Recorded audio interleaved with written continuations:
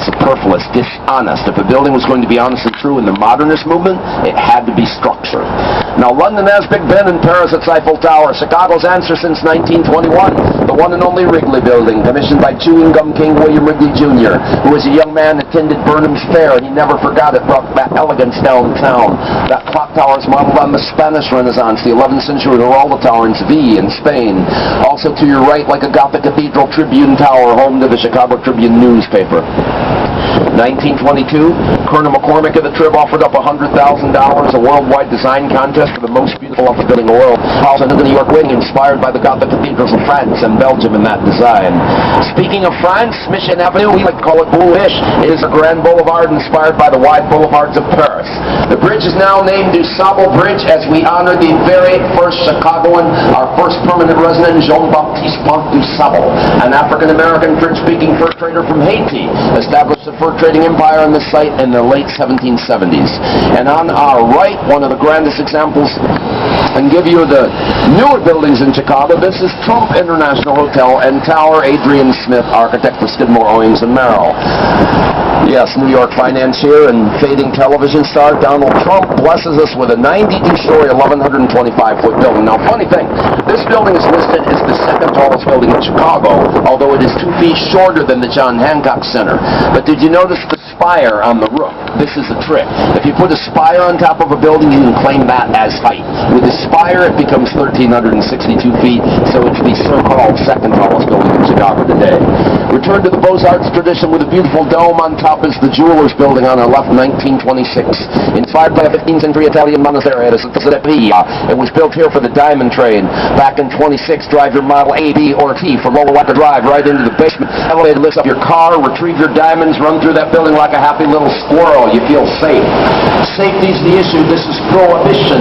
Alcohol's illegal. Let's get it straight, friends. Chicago was never dry. You could find a drink in this town during Prohibition right below the Dome at the Stratosphere Lounge, a speakeasy where the bootlegger Al Capone was hanging out. Gangsters upstairs, Diamond D was downstairs. People, this is poor planning. That's why they had the elevator. On our right, Ludwig Mies van Dro's final American commission, the former IBM building. Mies is known for the phrase, less is more. You see, modernism is called minimalism because without decoration, your building really becomes simply skeleton, skin, space. Skeleton your frame, skin your glass curtain wall, usually a square. But look, you run into a rebel modernist like Bertram Goldberg, doing the Marina City Towers in a circular fashion, earning their nickname the Corncob Towers. And here we find the student rejecting his teacher. Goldberg had studied with Mies van der Rohe, but felt boxes to be psychological slums, but a circle would kind of gather people together. A complete city, not only docking for boats, but 4 restaurants, a bowling alley, a swimming pool, a bank, office space in the House of Blues, musical theater. Why all the extras? Well, it was the 1960s. The middle class kept leaving the city for the suburbs. Goldberg was working to reverse that trend. Because, my friends, without a strong middle class living in the heart of it, you will never ever have a great city. And Bertrand realized many people would love to live downtown near their jobs if you could offer 24-hour urban living. The river being industrial, he gave you that option at home. The Westin Hotel on the right became the Japanese Nikko Hotel. You can still see elements of their beautiful roof garden. Now, the Heinz Building, the glass box on the right, by Bruce Ram, Skidmore, Owings & Merrill, 1987. This is what we might call International School Modernism. The International School Modernists basically were of the mindset, let's forget about architectural history. Now that we have the glass box, we can just put up glass boxes all over the globe, over and over again. Step back in the time to 1913.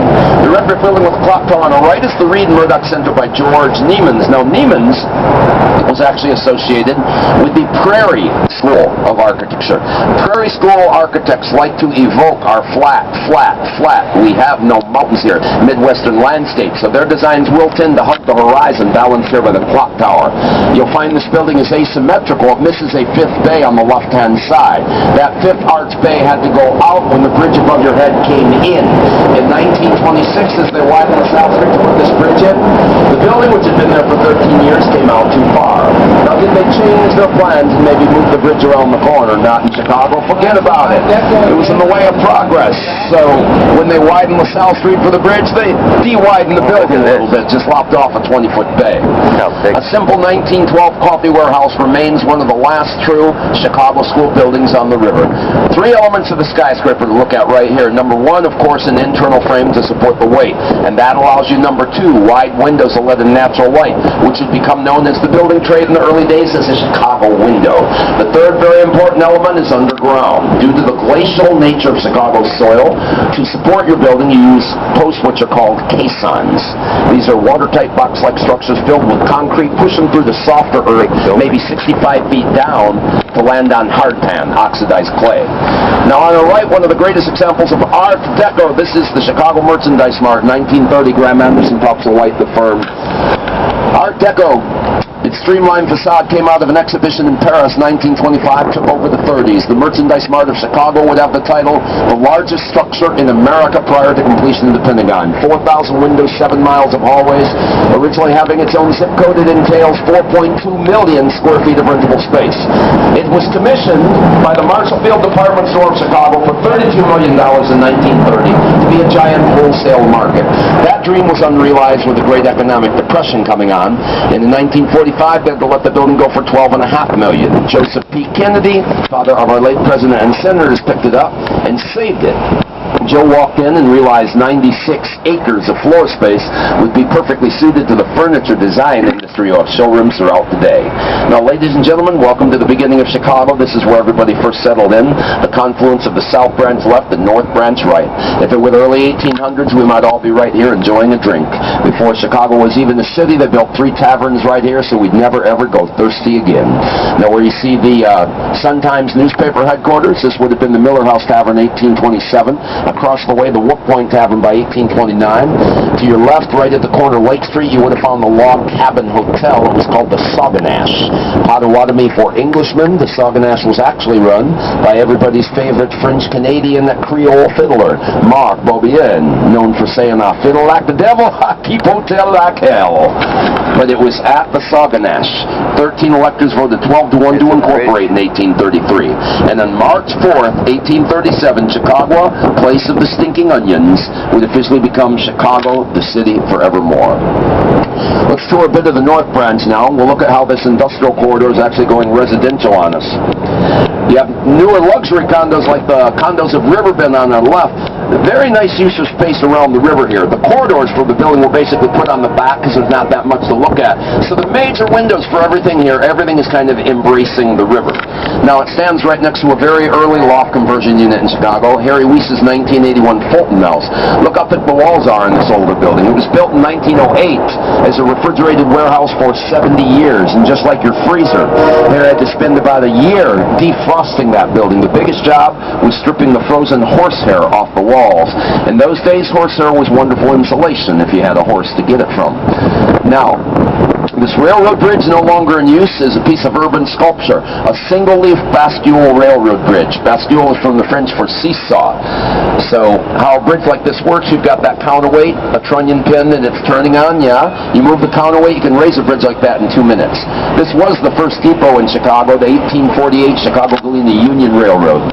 And the coolest 4 townhomes in Chicago are also by architect Harry Weiss. These are called the River Cottages. You can tell Harry was a sailor as well as an architect, from the porthole windows to the triangular skylights that look like schooner sails to the docking for boats. And 20 years ahead of everyone else in his thinking, Harry wanted to witness what we get to see today, the return of residential living right downtown, with newer developments like the condos of Kinsey Park coming up on our left. Now you see living along the river fell off in a major way for 100 years after the Great Fire. Harry Weiss understood it would come back. Harry would say, water is a magnet. It will always draw people to it. I think Harry realized we all seem to have that Jungian archetype in our brain. We long for the sea, the